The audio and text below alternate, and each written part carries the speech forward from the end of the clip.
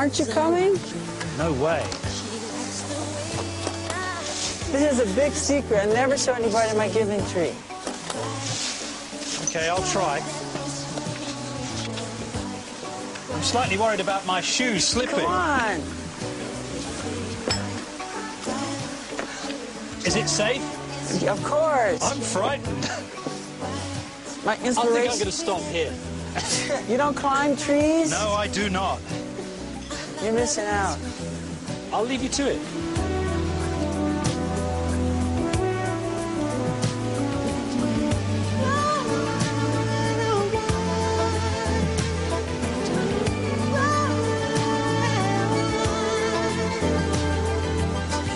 Looking out across the morning, when the city's heart begins to beat. I love climbing trees. I think it's my favorite thing. Having water balloon fights and climbing trees. I think that those two are my favorite. Don't you prefer making love or going to a concert, or you really mean that you prefer climbing trees and having a balloon fight? Yeah, water balloon fight. And you prefer that to anything else? Well, as my pastime, fun. You know, can't compare it to performing. But other people play football, basketball. I like to climb trees.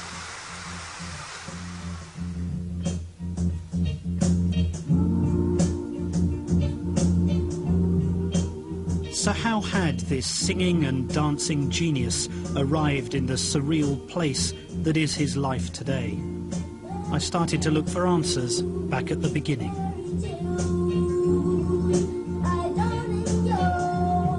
He played me his first single, Big Boy, which was released when he was just 8. By then, Michael Jackson had already been performing for 3 years.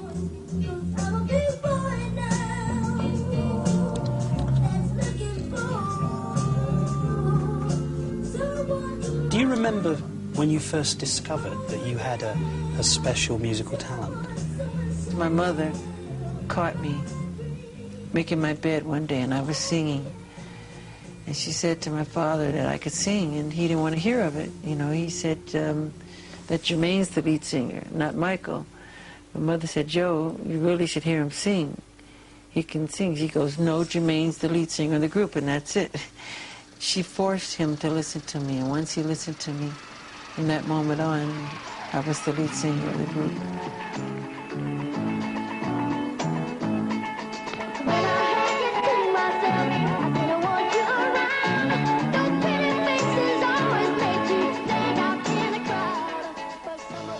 My entire childhood, I remember people always saying to me, he's a 42-year-old midget.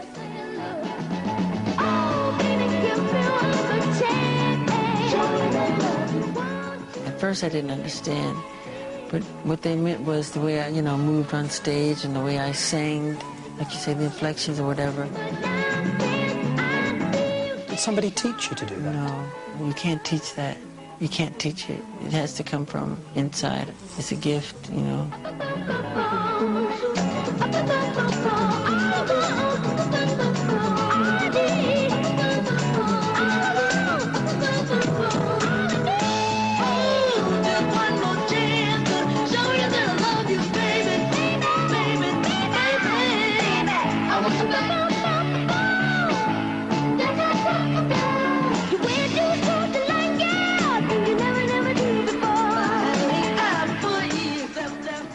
I remember precisely going to Motown Studios to record.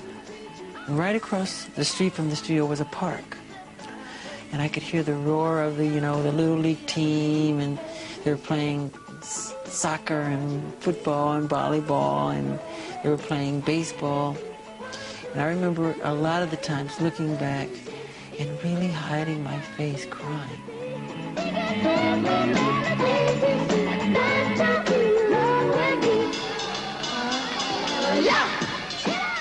I wanted to play sometimes, and I couldn't, I had to go. Why couldn't? I had to go to the studio. Show me what you can do. Shake it, baby. Come on, make it, baby. Ooh, 1, 2, 3, baby. A, B, C, baby. Do, re, mi, baby. Hey! be practicing, you were very heavily disciplined by your father. What was that like?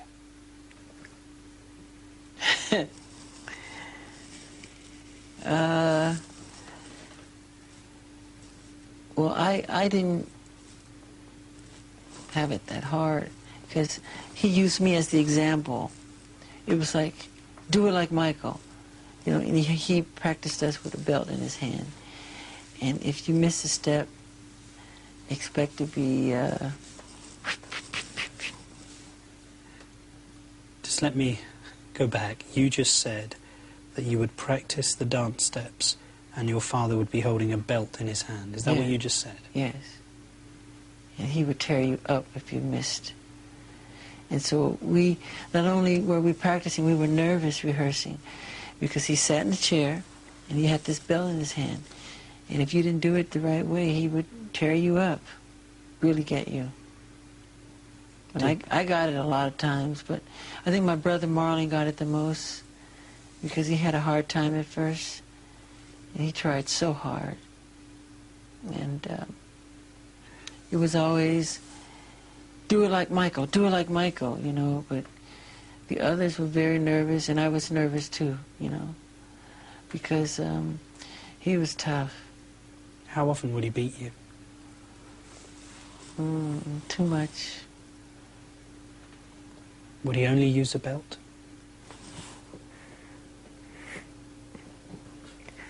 Why do you do this to me? No, more than a belt. What else would he use to hit you with? Ironing cords, whatever's around. Throw you up against the wall hard as he could. See, it's one thing to... But you were only a child. I know. You were a baby. I know. It's one thing to discipline. And you were producing successful records. I know. He would lose his temper. I just remember hearing my mother scream, Joe, you're going to kill him, you're going to kill him, stop it, you're going to kill him, you know, and I was so fast, you know, he couldn't catch me half the time, but when he would catch me, oh my God, it was bad. It was really bad. I looked up at the screen and couldn't help wondering what effect this violence had on young Michael.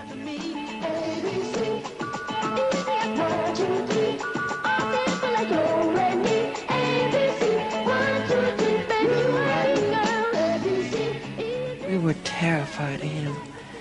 Terrified. I can't tell you. I don't think he realizes to this day how scared. I mean scared. So scared that I would regurgitate. You would vomit? Mm-hmm. When would you vomit? What would produce that sort of reaction in you? His presence. Just seeing him.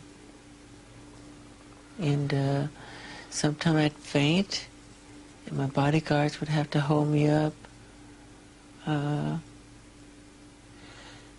When he was beating you, did you hate him? Yeah.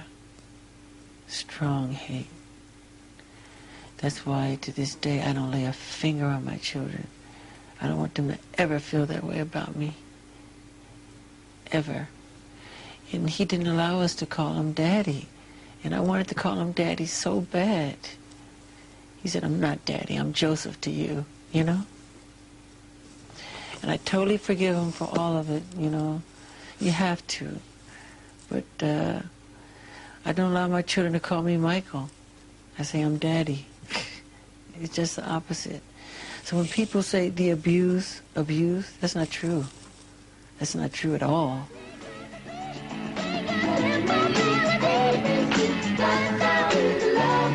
ABC, girl!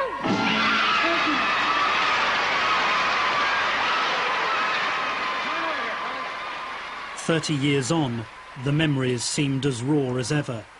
But there was little time now for reflection.